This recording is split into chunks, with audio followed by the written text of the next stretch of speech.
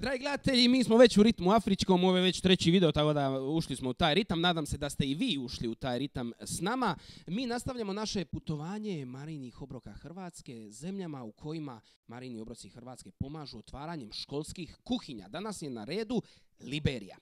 Jeste li znali da je Liberija država u zapadnoj Africi na obali Atlantskog oceana u kojoj živi otprilike 4 miliona stanovnika? Jeste li znali da je klima tropska s visokim temperaturama koje idu od 24 Celzijeva stupnja do 30? Vidi se da ovo su sjevernjaci pisali, to nisu visoke nego idealne temperature, molim lijepo. Jeste li znali da su djeca puno patila uslijed strašnog 14-godišnjeg građanskog rata od 1989. do 2003. godine, a taj je rat mnogo djece jednostavno istjerao iz učionica? Jeste li znali da danas čak 60% djece u Liberiji ne ide u školu? Jeste li znali da smo u Liberiji počeli djelovati 1994. godine kao Scottish International Relief, dostavljajući pošiljke hitne medicinske pomoći?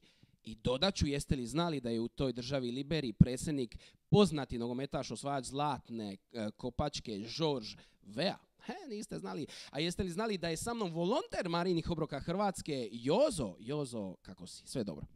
Nije loše. A koliko dugo ti volontiraš u Marijinim obrocima Hrvatske?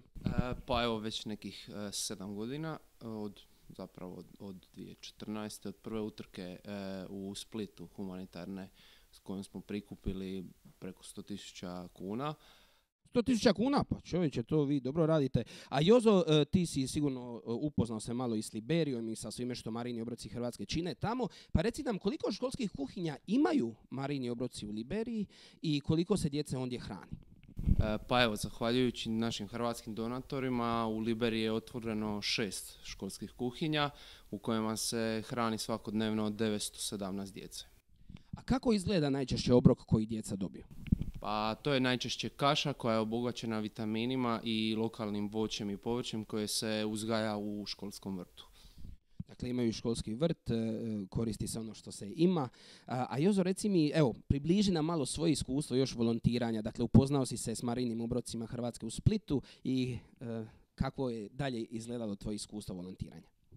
Pa, znači, to 2014. smo počeli s tom utrkom i jednostavno se kotač zakotrljao i od jedne do druge akcije se tako nastavilo u Splitu i to je trajalo i traje dan danas i onda sam se doselio u Zagreb i onda tu sam se oženio i nastavio sam dalje volontirati uz svoju ženu svakodnevno, mjesečno i dalje u akcijama i evo, tu sam dan danas, da evo.